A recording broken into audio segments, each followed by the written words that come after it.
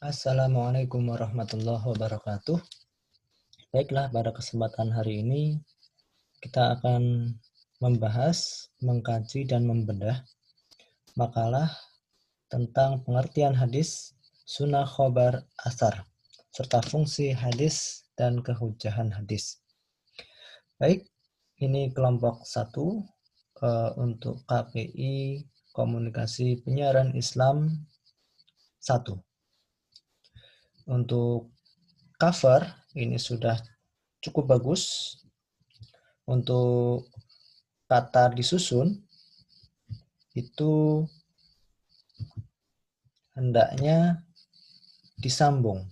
Kata disusun hendaknya disambung karena di sini bukan untuk tempat tetapi disambung dengan kata kerja. Maka tidak dipisah tetapi digabung. Kemudian selanjutnya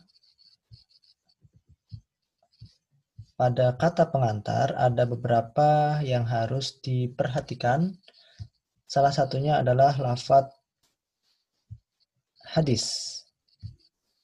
Lafadz hadis ini sering sekali terjadi ditulis dengan HADIST. Jika kalian menulis dengan HADIS itu sesuai dengan KBBI. Kita lihat pada Kamus Besar Bahasa Indonesia, HADIS itu ada sesuai dengan kata baku di dalam bahasa Indonesia. Bisa juga ditulis dengan HADITS, ini yang umum ditulis oleh orang-orang karena sa itu TS pada kata yang sering digunakan oleh orang-orang. Atau HADITH, hadis, tapi ini menggunakan transliterasi internasional dan huruf I-nya panjang. Maka untuk menulis hadis itu variasinya HADIS, HADITH, HADITS. Jangan sampai terulang lagi menggunakan HADIST. Di tempat yang lain ini juga masih HADIST. Kemudian ini juga HADIST. Jadi masih banyak saya temukan penggunaan HADIST. Begitu pula dengan ini HADIST. Sedangkan kata terima kasih ini dipisah. Terima kasih dipisah. Terima spasi kasih. Kemudian untuk halaman setelahnya daftar isi saya kira sudah cukup rapi. Font juga sudah sama menggunakan Times New Roman ukuran 12. Kemudian pada bab 1 pendahuluan kata Allah ini tidak konsisten. Pada tulisan Allah sebelumnya menggunakan ALLAH. Di sini menggunakan ALLOH. Maka jika sudah menggunakan ALLAH, hendaknya konsisten dari awal sampai akhir.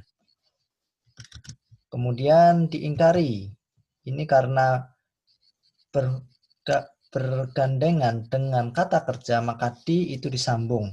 Setiap kata yang setiap kata di bergandengan dengan kata kerja, maka ditulis sambung oleh umat tertentu. Ini tipe. Maka saya tandai warna kuning di sini. Kemudian hadis, sunnah, khobar, dan asar. Penulisan sunnah itu ditulis miring, khobar ditulis miring, asar juga ditulis miring. Karena ini transliterasi. Begitu pula pada penulisan hadis, sunnah, khobar, asar di bagian bawah itu juga ditulis miring.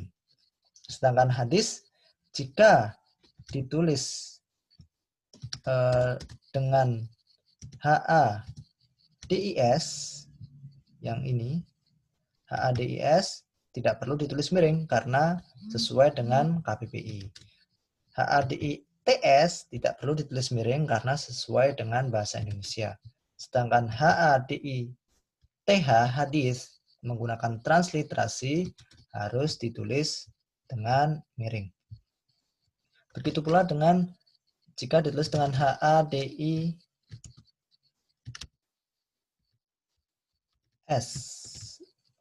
Sebentar.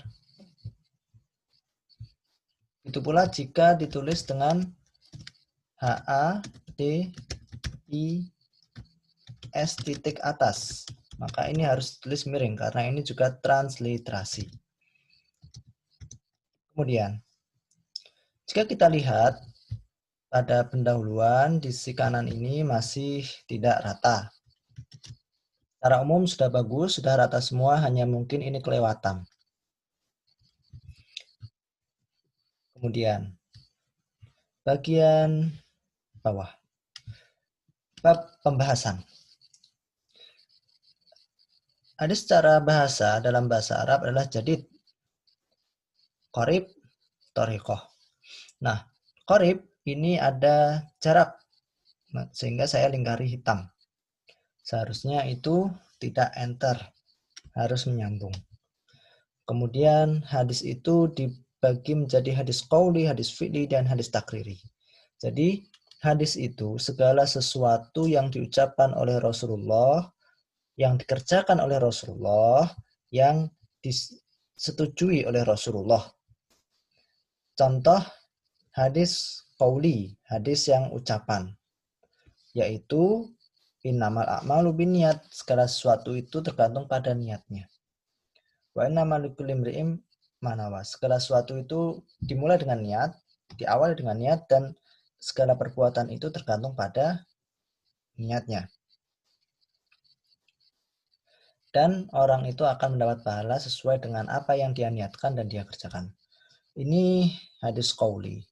Sedangkan hadis fi'li itu adalah hadis perilaku. Hadis perilaku contohnya apa? Ini sholat dan haji.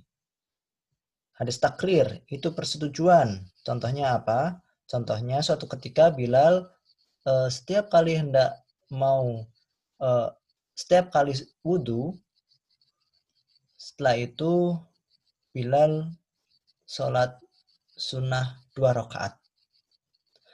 Dan hal tersebut belum pernah dilakukan oleh Rasulullah. Ketika Rasulullah tahu apa yang dilakukan oleh Bilal, Rasulullah menyetujuinya. Maka ini hadis takrir. Maka hadis itu dibagi menjadi 3. Perkataan, perbuatan, dan persetujuan. Ini presentator sudah bagus sekali dalam menulis makalah. Pembagiannya juga sudah tepat. Kemudian sunnah. Sunnah berarti perjalanan. Ini secara bahasa. Sunnah secara definisi istilah atau terminologi, segala sesuatu yang disarankan kepada Nabi Muhammad namun hanya berhubungan dengan hukum syarak seperti perkataan, perbuatan, ketetapan. Jadi ini definisi ahli usul fiqh. Definisi ahli fikih. Sunnah merupakan segala sesuatu yang hanya pada diri Nabi dan menjadi landasan hukum syarak. Sedangkan sunnah menurut ahli hadis belum disebutkan di makalah ini. Jadi ada yang mengartikan sunnah itu sama dengan hadis. Yaitu jika disebut hadis maka dia artinya sunnah, dan jika disebut sunnah maka dia artinya hadis. Ada yang mengatakan juga sunnah itu cenderung ke perbuatan Rasulullah, yaitu hadis fi'li. Jadi itu hanya sebatas definisi saja. Secara penggunaan bervariasi sesuai dengan pemahamannya. Jadi memang kebanyakan mengartikan bahwa sunnah itu sama dengan hadis, dan hadis itu sama dengan sunnah. Sedangkan khobar itu secara bahasa artinya berita, secara etimologi. Sedangkan secara terminologi, khobar itu dikatakan di sini poin A, sesuatu yang datang dari Nabi, sesuatu yang datang dari sahabat atau tabi'in dan bukan dari Nabi.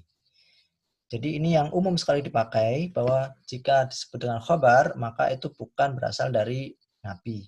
yaitu bisa jadi dari sahabat ataupun tabi'in. Ada pendapat yang kedua, khobar lebih sempit dari hadis.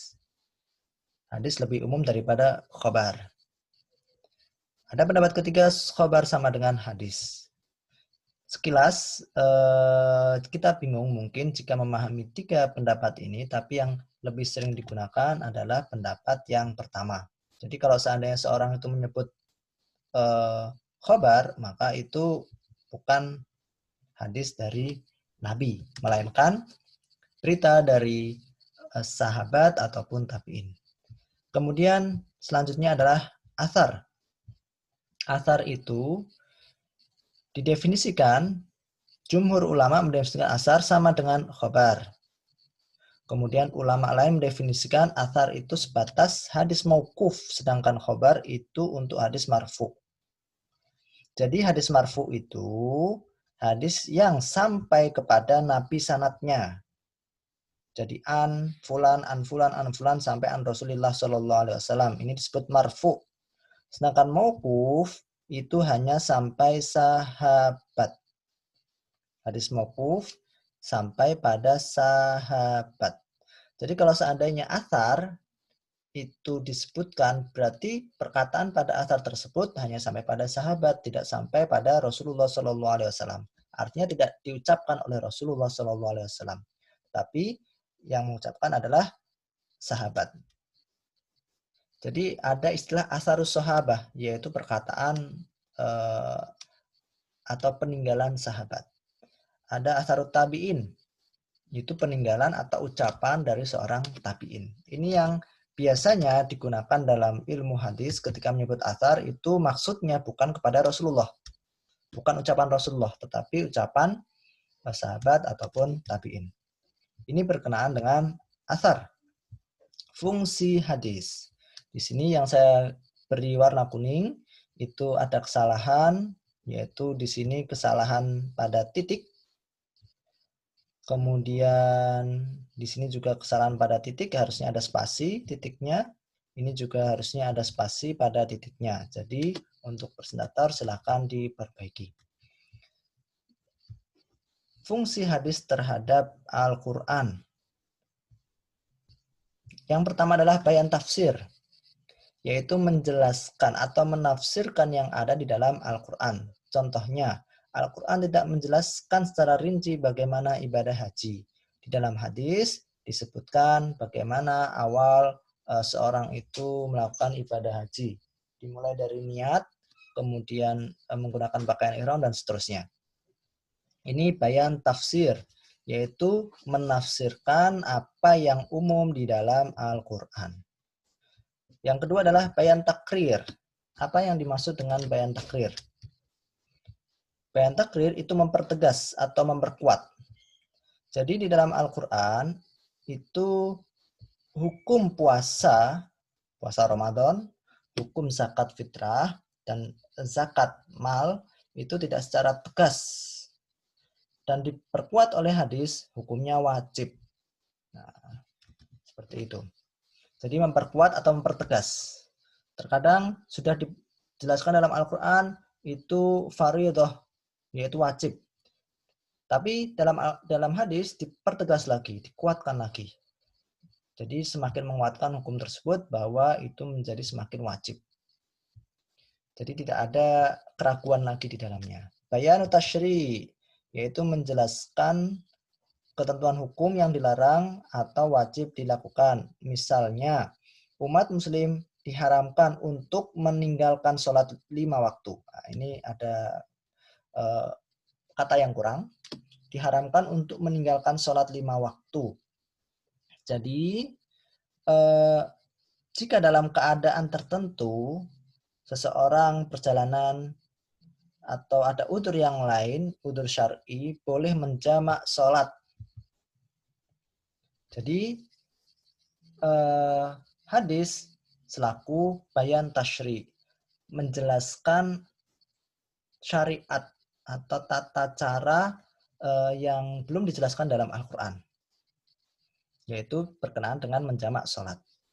Kemudian yang keempat bayan nasakh, yaitu menjelaskan nasakh itu artinya menghapus secara bahasa. Penasakh maksudnya adalah bisa membatalkan, menghilangkan, memindahkan, atau mengubah. Nah, ini fungsi-fungsi dari hadis.